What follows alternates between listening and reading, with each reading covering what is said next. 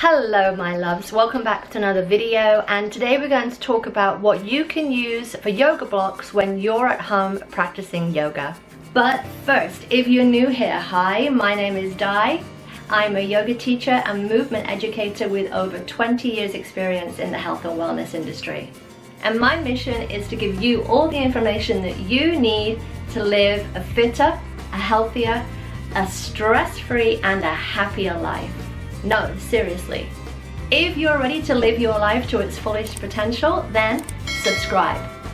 On with the video. So I know that many of us are practicing yoga at home right now because we're on lockdown and the yoga studios are closed and the gyms are closed, and you may not have yoga blocks. So what can we use instead of yoga blocks?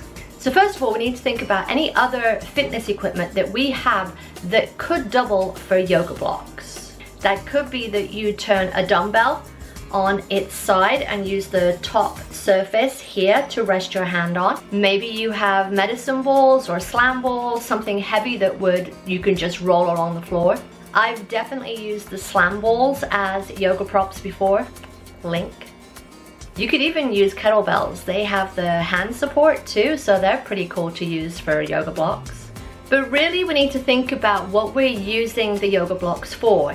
Is it for support in a standing pose, or is it for support in a seated or a laying down pose? Because both of those are slightly different. So for standing poses, you got to think outside the box. And literally, maybe it's a box.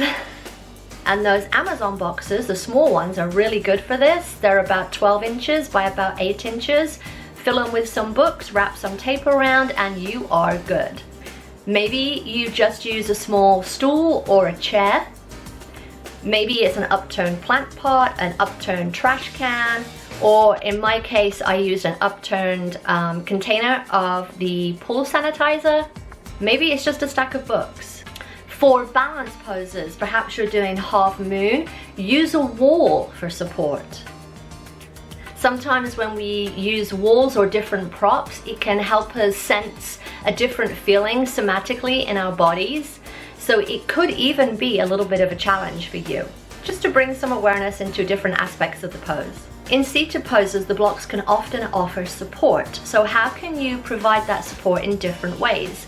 One of those ways could be that you use a blanket, a towel, a cushion, a pillow, something there that you can stuff some space.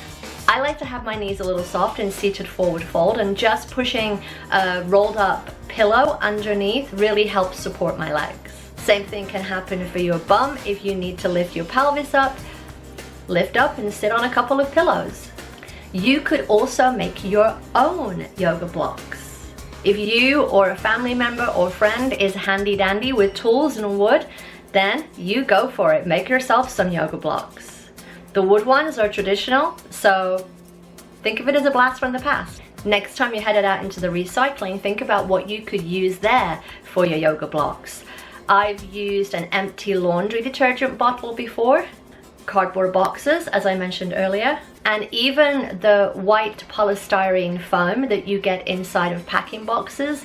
That is really high density and great for yoga blocks. Think outside the box, guys. Get creative. And then maybe once this is all over, then think about purchasing some yoga blocks. Or not. Alright guys, I hope that helped. Let me know, how is your home practice going? Are you getting creative with your props and your practice? Do you need help? Let me know in the comments below. Don't forget to smash that like button, subscribe if you're not already, and remember my loves that karma is only a bitch if you are. So be nice, be kind, and be the change that you want to see in the world. Bye! Hello my friends. What interesting thing, hello there. We wish that we like, that doesn't make any sense. So first of all, we need to think about